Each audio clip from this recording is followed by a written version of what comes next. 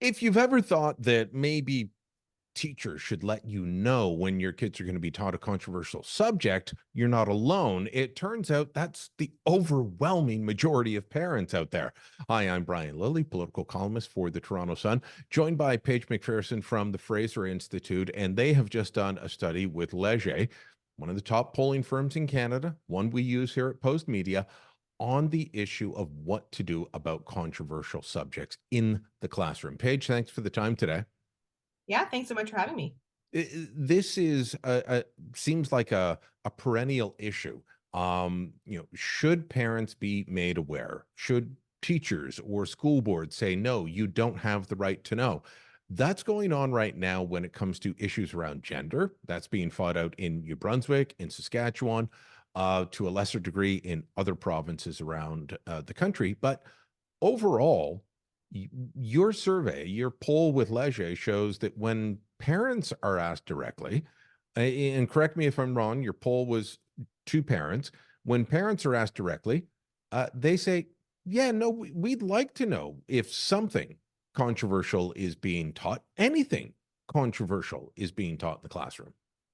Yeah, that's right. So it was a national poll only of parents. So parents with kids in K to 12 schools right now, different types of schools, public schools, independent schools. And we found a really clear consensus of parents right across the country. 76% of parents say that students should be presented both sides of controversial issues, or they should be avoided entirely when it comes to what they're being taught, in formal school activities or in the classroom.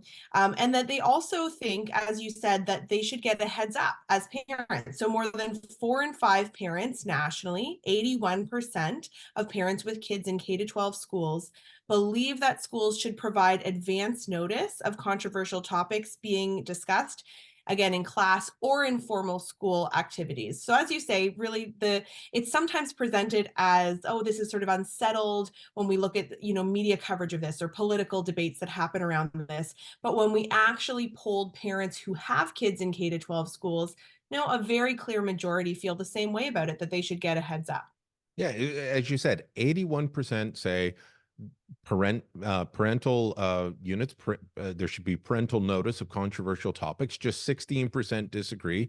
And I'm just squinting here to see that without my glasses on. 2% aren't sure. And then when it comes to facts over opinion in the classroom, and you know, look, I think that the majority of teachers do a good job. They go in every day looking to just do their job. But we hear about activist teachers who want to push their political agenda in school.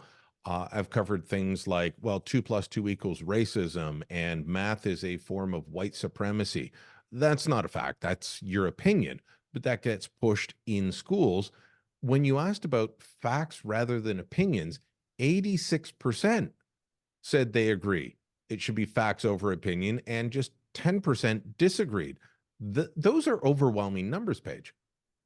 Yeah, absolutely. So I think it speaks to two issues here. As you said, 86% of parents believe that both teachers and curriculum in K to 12 schools should focus on providing students with facts and a learning environment within which students can actively explore facts rather than teachers' interpretations of those facts, which can include opinions. So this is the exact wording that we used in the poll.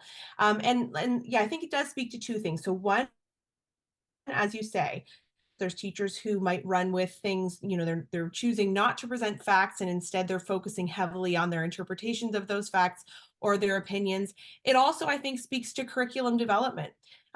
Should curriculum contain a lot of content and facts that should actually be communicated to students? For example, in a history curriculum, should there be dates and names and specific things that kids need to learn? Or should the concepts be very vague? We did a review recently in another report of the Ontario history curriculum as an example. Also, the history curriculum in BC, looking at the curriculum guides in both of those provinces from K to 12, finding that in both cases, students can graduate grade 12 without knowing very much Canadian history at all.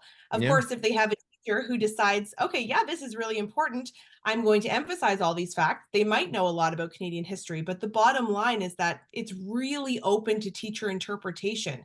But curriculum, they don't have to be designed in that way. They can mandate a lot more specifically what facts should be taught. So it does speak to, as you say, the activist teacher or school administrator issue, but also how should provinces be crafting curricula? We've seen recently the federal government reopen Sir John A. Macdonald's home in Kingston, and the panels that are up just basically describe him as a drunk racist. It's a horrific way to teach history. Or we've seen recently questions at a British Columbia school. Write an essay explaining why Israel should not exist. Why is that being taught in the school? I think those are the types of things that it gets parents annoyed. It gets them worked up that there is this push to drive a political agenda in the classroom, and they just don't feel like this is not where they want their kids or the direction they want their kids' education to go in. And often I think parents feel helpless. hmm Yeah, I think that there are certainly situations that arise in which parents just do not feel empowered to speak up. And yet, what our polling shows very clearly is that parents do want a heads up. They want a heads up to know if there's a controversial issue that's going to be addressed at school. And maybe it's because they would like to have a prior discussion with their child about that issue before their child is exposed to it at school, completely brand new concepts that he's going to be exposed to. The other thing that we asked as well is, should parents have a right to remove their child from a formal school activity or a classroom lesson specific to a controversial issue without a consequence to that child's grade? And 7 in 10 Canadian parents said yes, parents should have that right to be able to do that, and a child's grade should not suffer as a result. So again, just a clear majority of parents, they do want the heads up for one reason or another, because they want to have the discussion.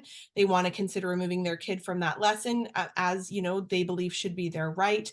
And I think that that's a very clear consensus. And then when it comes to the facts issue, you're bringing up things like Sir John A. Macdonald. It's just impossible for anyone to have informed opinions about these topics without knowing the knowledge to begin with, right? If they don't have those foundational knowledge building blocks in place, knowing the facts about who these people were, what years they were in office, as an example, what was the rest of the context of the world like at that time, they really can't make informed decisions about things like, should their statue be torn down, which is why, facts do matter when it comes to curricula. And clearly, as we've said, parents think that this is really important as well. When these issues do arise, often what we hear is, well, this is just far right wing conservative, social conservative parents. When you've got numbers like 76%, 81%, 86%, that cuts across political party lines, it cuts across demographic lines, income. Like this goes beyond how it's described by my colleagues in the media who will portray it in the worst possible terms. So, should this be a wake up call for education ministers, for school boards, for provincial and territorial governments? Yeah, I think that exactly. I mean, I think this is really informative for those who are crafting school level policies, whether it's school boards or schools themselves, for those who are crafting provincial policies or even federal policies that do touch education in some way.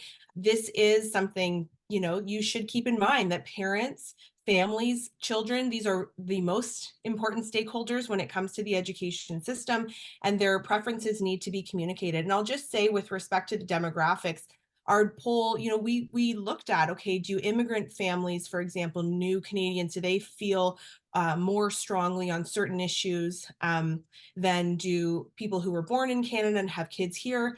It was really similar. The results that we found was that there really were not big differences across these things. Another question that we asked: should classroom material and discussions always be age appropriate? 91% of parents with kids in K-12 classrooms believe that the material should always be appropriate for the age of the child. So these are not controversial opinions, even though, as we've discussed, sometimes they are presented as such. When it comes to the views of parents with kids in K-12 schools, all different kinds of schools right across the country, I mean, there's a very clear consensus. All right, Paige MacPherson from the Fraser Institute. Thanks so much for the time. Thanks for the poll and the insight.